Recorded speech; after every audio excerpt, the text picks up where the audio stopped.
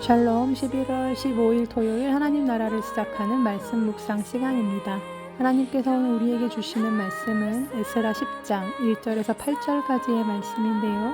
젊은 누리 3-2순회 백승관 집사님께서 말씀을 봉독해 주시겠습니다. 하나님의 말씀을 경청하십시오.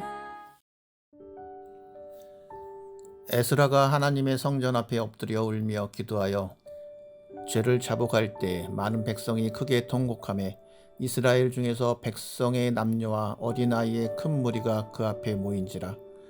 엘람 자손 중 여히엘의 아들 스가냐가 에스라에게 이르되 우리가 우리 하나님께 범죄하여 이 땅 이방 여자를 맞이하여 아내로 삼았으나 이스라엘에게 아직도 소망이 있나니 곧 내 주의 교훈을 따르며 우리 하나님의 명령을 떨며 준행하는 자의 가르침을 따라 이 모든 아내와 그들의 소생을 다 내보내기로 우리 하나님과 언약을 세우고 율법대로 행할 것이라. 이는 당신이 주장할 일이니 일어나소서 우리가 도우리니 힘써 행하소서 하니라.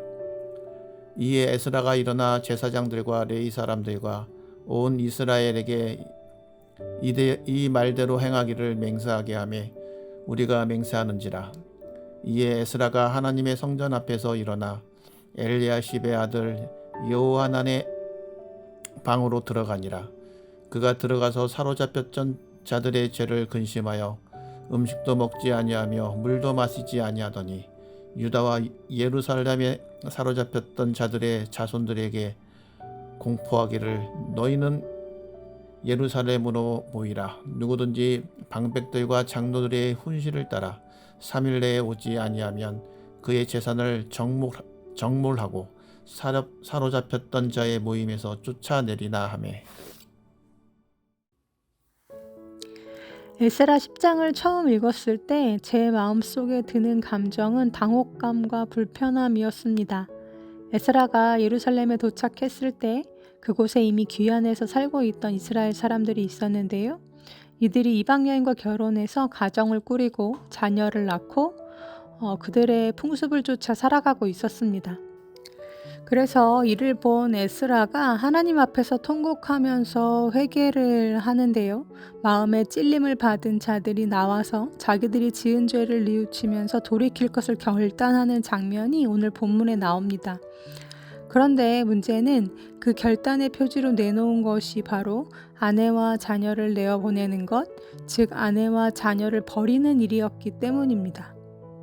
도대체 이걸 어떻게 해석해야 하지? 라는 막막함이 제 안에 찾아왔고, 그 옛날 이스라엘 백성들을 가나안 땅으로 이끄실 때 남녀노소 가릴 것 없이 그 땅에 살고 있던 모든 원주민들을 하나도 남기지 말고 다 쳐서 멸하라 라는 그 헤렘 명령을 주셨을 때처럼 똑같은 충격과 마음의 어려움이 제 안에 찾아왔습니다. 아무리 이스라엘이 하나님께서 택하신 백성이기로서니 가나안 족속은 그렇다면 하나님께 속한 당신의 백성들은 아닌가? 어떻게 이렇게 잔인하고 무리한 방법을 사용하시면서까지 그들을 몰아내실 수 있지?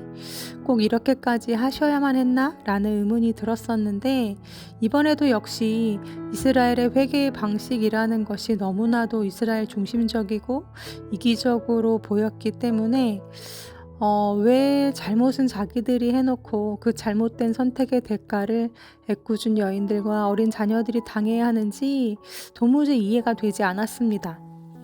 이렇게 불편한 마음을 가지고 말씀을 묵상하다가 도대체 이 말씀을 통해 우리에게 주시고자 하는 메시지는 무엇일까 기도할 때 하나님께서 주신 마음이 있었습니다. 이 말씀의 포인트는 이스라엘과 이방인의 분리나 차별이 아니라는 것이었습니다. 분명 그 당시 이 말씀이 쓰인 목적이 있습니다.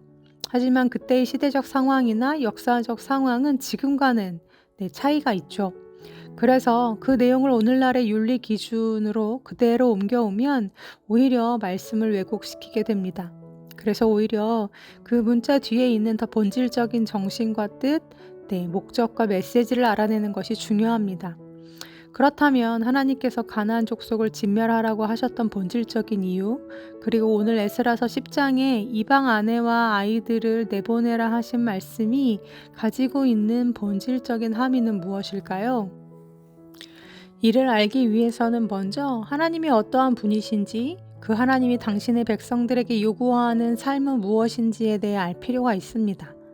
그리고 이러한 내용이 잘 담겨 있는 것이 바로 요한복음 17장에 나오는 예수님의 대제사장적 기도입니다. 예수님은 이 땅에 남겨질 제자들을 위해 다음과 같이 기도하셨습니다. 내가 세상에 속하지 않은 것 같이 그들도 세상에 속하지 않게 해달라고요. 하지만 이것은 세상과의 분리가 아니었습니다. 이에 더해 더 이렇게 기도하셨죠. 내가 비옵는 것은 그들을 세상에서 데려가시기를 위함이 아니요 다만 악에 빠지지 않게 보전하시기를 위함이니이다. 아버지께서 나를 세상에 보내신 것 같이 나도 그들을 세상에 보내노니 그들을 진리로 거룩하게 해달라고 기도하시죠. 그리고 서로 믿음의 연대 속에서 사랑으로 하나 돼서 세상을 사랑할 때 하나님이 그들을 사랑하신다는 것을 알게 해달라고 기도하십니다. 만약 하나님이 세상과의 완전한 단절을 원하셨고 자기를 따르는 자들로만 하나님의 나라를 세우고 싶어 하셨다면 가나안 족속을 쳐서 멸하라는 그 헤렛 명령이나 오늘 에스라 10장의 이방 가족들을 내치는 문제를 표면적인 말씀 그대로 해석하는 게 맞겠지만 하나님이 진정 원하셨던 건 믿는 자들이 오히려 진리로 거룩하여져서 세상 속으로 파송돼서 그가 속한 곳에서 세상을 변혁시키고 하나님의 사랑을 실천할 때 세상으로 하여금 하나님을 알도록 하려는 뜻이었다면 이 말씀은 더더욱 더 깊이 들여다보아야 할 필요가 있습니다. 그렇다면 하나님이 이 말씀들을 통해 이스라엘 백성들에게 요구하신 것, 바라신 것은 무엇이었을까요? 그것은 한마디로 차별이 아니라 구별이었습니다. 하나님의 자녀로서의 정체성과 그 부르심의 뜻을 기억하고 그들에게 이미 주신 기준인 말씀을 가지고 거룩한 삶을 살아내는 것이었습니다. 그리고 그 거룩은 곧 사랑과 맞닿아 있기에 진정 하나님을 사랑함으로 자신들의 주위에 있는 사람들을 귀히 여기고 존중하며 사랑하는 그 인간다움을 회복하는 삶을 살아가도록 하는 것이 하나님의 더 본질적인 목적이었다라는 것입니다. 이러한 기준으로 볼 때 본국으로 1차 귀환한 이스라엘 백성들에게서 당신의 나라를 세우고자 하실 때 이미 심각하게 무너져 있던 두 가지 축, 두 가지 기초가 있었음을 깨닫게 되었습니다. 첫 번째로는 그들을 거룩하게 할 말씀이었고 두 번째는 믿는 자들의 연대였습니다.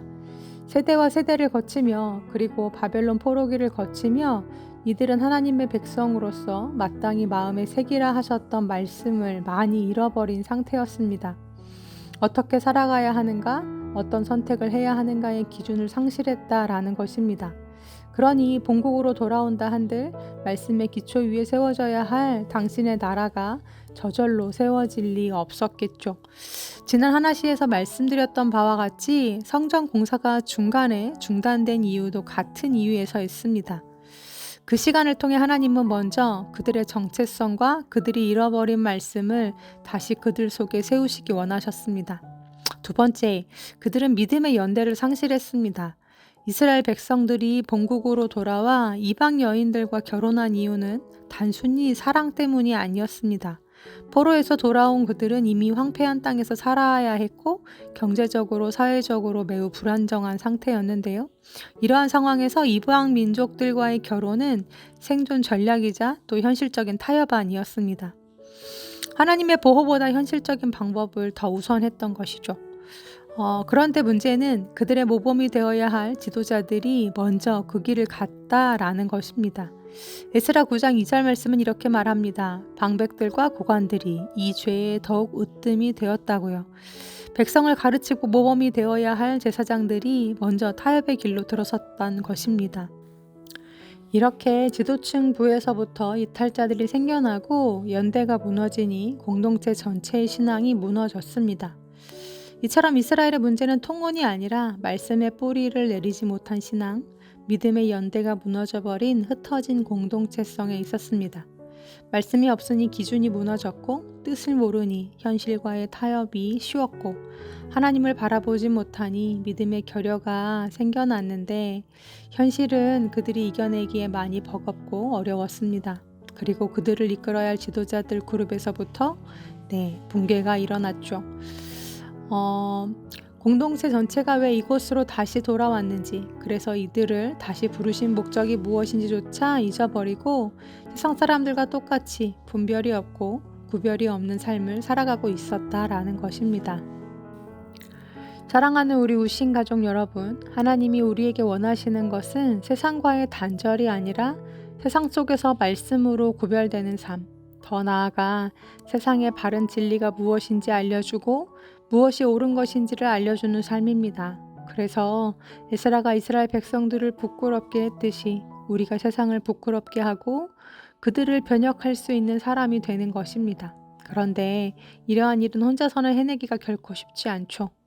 그래서 믿는 자들이 함께 연대하며 격려하며 그 힘든 삶을 함께 살아내야 합니다. 그렇다면 여러분 안에는 말씀의 바른 기준이 제대로 세워져 있으신가요? 여러분의 믿음과 삶을 붙들어줄 공동체가 여러분 곁에 있으신가요? 하나님의 백성으로서 각자의 자리로 파송을 받아 살아나갈 때 내 안에 무너진 기초는 없는지, 무엇이 나를 붙들고 지탱해주고 있는지를 돌아보며 묵상해 볼 수 있기를 소망합니다. 우리 주님은 오늘도 우리가 처해 있는 곳에서 우리를 통해 당신의 나라를 이루시고 세워가시기를 간절히 바라십니다. 현실과의 타협, 세상과의 타협이 아니라 믿는 자로서의 고민과 선택과 구별됨이 있는 우리 우신 가족들 다 되시기를 간절히 소망합니다. 아멘. 함께 기도하시겠습니다. 하나님, 우리를 파송하신 이 시대, 이 세상 속에서 바른 진리를 알고 바른 진리를 되새기며 그 진리를 살아가는 자들이 되기를 원합니다.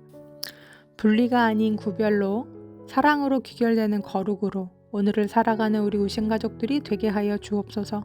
이를 위해 서로가 하나 되게 하여 주시고 말씀의 본질을 잃지 않으며 믿음의 연대 속에서 서로를 붙들어 줄 수 있는 우리 우신 공동체가 되기를 간절히 소망합니다. 예수님의 이름으로 기도합니다. 아멘. 말씀을 마쳤습니다. 오늘 레마의 말씀은 백승관 집사님께서 보내주신 사연 함께 나눕니다. 어릴 적 저는 궁금한 게 참 많은 아이였습니다. 무언가 이해가 안 되면 꼭 물어봐야 했고 답이 나올 때까지 찾아보곤 했습니다. 하지만 책 읽는 걸 좋아하지 않았기에 국어나 영어처럼 문학적인 이야기에는 큰 관심이 없었습니다. 그보다는 왜 살아가야 하는가? 삶의 본질은 무엇인가? 같은 질문에 늘 마음이 머물러 있었습니다. 초등학교 1학년 때 부모님의 손에 이끌려 처음 교회라는 곳에 발을 들였습니다. 봉천동에 살던 그 시절 교회는 낯설지만 따뜻한 공간이었습니다. 그러나 청소년기를 지나 청년이 될 때까지 신앙의 공동체 안에 있으면서도 제가 궁금해하던 삶의 본질, 존재의 이유는 여전히 풀리지 않았습니다.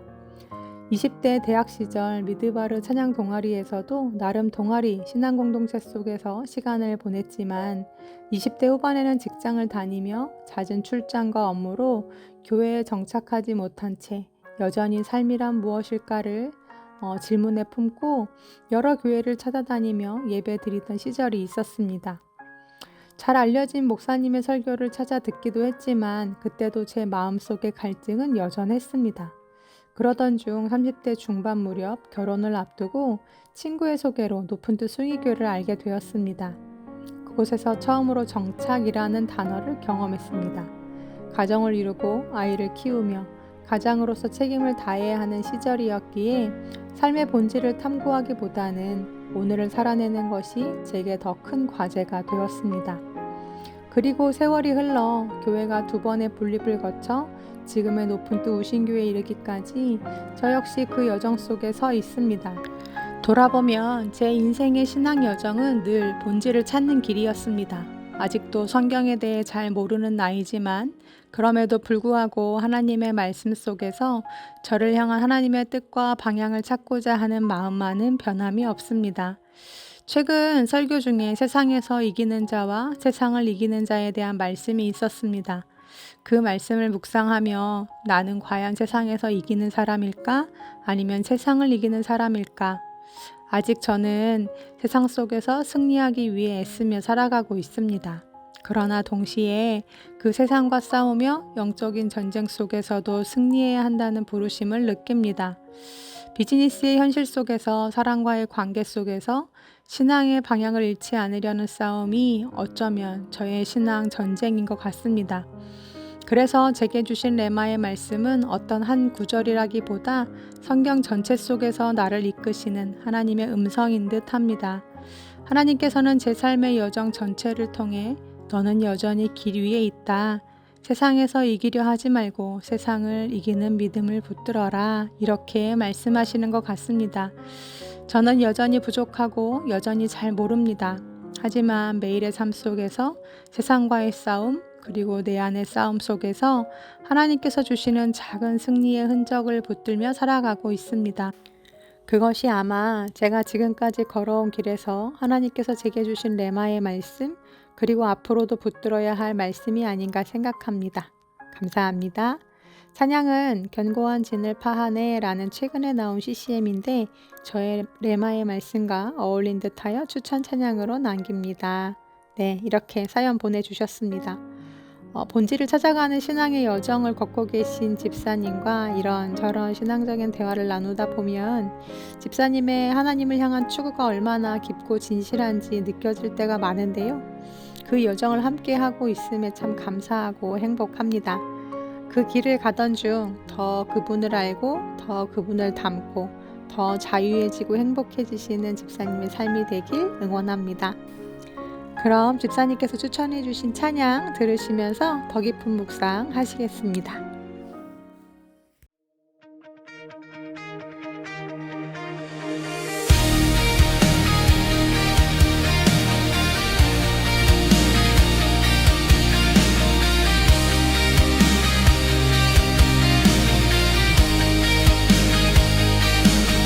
내 안에 견고한 진이 있네. 육체에 속하지 않은 전쟁. 사람의 지혜, 나의 소견, 하나님 아는 것을 대적하네. 내 생각 내 길 버리고 하늘과 땅 자의의 뜻을 구하네. 옛사람 구습에 유혹에서 새사람 입기를 갈망하네. 모든 생각을 사로잡아 그리스도께 복종케 하니 육체에 속하지 않은 강력 견고한 진을 파네. 악한 싸움 아닌 선한 싸움, 영생을 취하는 구원의 전쟁. 주께서 주신 말씀의 병기로 내 자아와 이론을 부인하네. 모든 생각을 사로잡아 그리스도께 복종케 하니 육체에 속하지 않은 강력 견고한 진을 파네. 내가 선한 싸움을 싸우고 달려갈 길 마치고 믿음 지키리. 내 모든 생각, 내 모든 삶 주님께 온전히 복종